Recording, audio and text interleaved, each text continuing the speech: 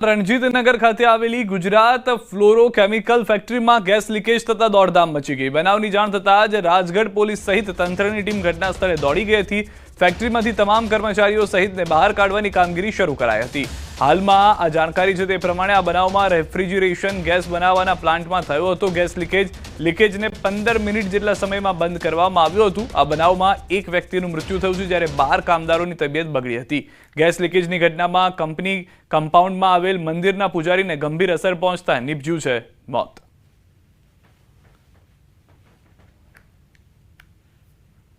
Fluorochemical में gas कड़तरनी घटना बनी थी जेने लईने नासभाग और दौड़धाम मची गई थी। हूँ आपने सीधा दृश्य बतावीश। आप दृश्यों में जोई शको छो हाल जे गैस कड़तर थयुं हतुं ए प्लांट थी थोड़े दूर आपणे ऊभा छीए अने आ सामे जे ट्रक देखाई रह्यो छे तेनी बाजुमां आवेलो जे प्लांट छे त्यां ज गैस कड़तर थयुं हतुं। रेफ्रिजरेशनमां पूरवामां आवतो R34 नो जे गैस हतो ते લીકેજ થયો હતો જેમાં 12 જેટલા જે કર્મચારીઓ છે તેઓને ગેસ કડતરની અસર થઈ હતી। તેઓને સારવાર માટે હાલોલની ખાનગી હોસ્પિટલોમાં ખસેડવામાં આવ્યા હતા। દરમિયાન અંદર એક મંદિર આવેલું છે તે મંદિરમાં પૂજા કરતા એક પૂજારી હતા તેઓનું મૃત્યુ નિપજ્યું હોવાનું જિલ્લા પોલીસ વડાએ પુષ્ટિ કરી છે।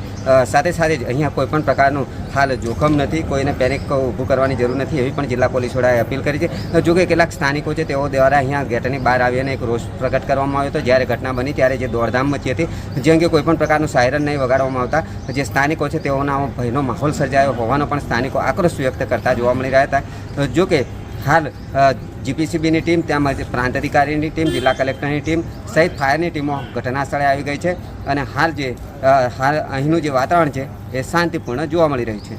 મહીસાગરના લુણાવાડાના 4 કોસિયા પાસે લાગી છે આગ। સંતોષ લાઇનિંગ એન્ડ ફર્નિચરની દુકાનમાં આગ લાગી છે। આગ લાગતા દુકાનમાં રહેલો સોફા, ગાડલા સહિતનો સામાન બળીને ખાખ થઈ ગયો છે।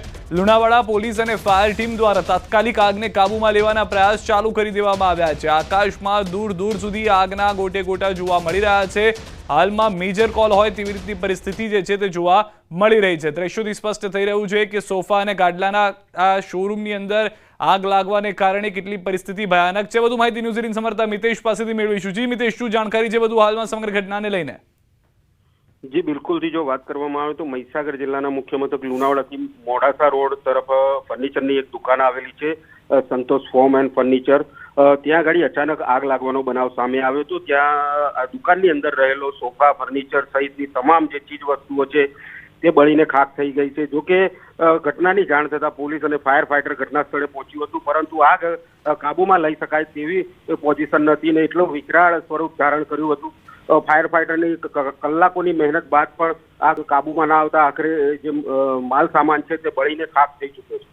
જી જે રીતે પરિસ્થિતિ મિતેશ જોઈ રહ્યા છો, આ દ્રશ્યોથી સ્પષ્ટ લાગી રહ્યું છે કે આગ ભયંકર હતી। કયા કારણો છે અને કેટલી ફાયરની ગાડીઓની જરૂર પડી હતી? જી બિલકુલ થી જો વાત કરવામાં આવે તો અચાનક આગ લાગવાના બનાવને લઈને જે દુકાન માલિક છે તે અચાનક અચંબાચમથી પડ્યો હતો પરંતુ આજુબાજુના લોકો દ્વારા ફાયર ફાઈટરને જાણ કરવામાં આવી હતી અને બે ફાયર ફાઈટર ઘટના સ્થળે પહોંચ્યા હતા પરંતુ બંને દ્વારા જે પાણીનો મારો છે તે સતત ચલાવવામાં આવી રહ્યો હતો પરંતુ આ આગ એટલી ભયાનક અને વિકરાળ હતી કે જે દુકાનનો માલ સામાન છે તે મોટા ભાગનો બળી ગયો હતો અને વેપારી છે તેને મોટા ભાગનું નુકસાન વેઠવાનો વારો આવી રહ્યો છે પરંતુ આગનો બનાવ હજુ અકબંધ જોવા મળી રહ્યો છે। કયા કારણોસર આગ લાગી છે તે હજુ સુધી જાણી શકાયું નથી। આભાર સમગ્ર માહિતી બદલ। તો આગ કયા કારણોસર લાગી તે જાણી શકાયું નથી પરંતુ આખી દુકાન જે છે તે બળીને ખાખ થઈ ગઈ છે। દ્રશ્યોથી સ્પષ્ટ જોવા મળી રહ્યું છે। ફાયર બ્રિગેડ તરફથી પાણીનો મારો ચલાવી આગ વધુ ન પ્રસરે તેનું ધ્યાન રાખવામાં આવ્યું હતું।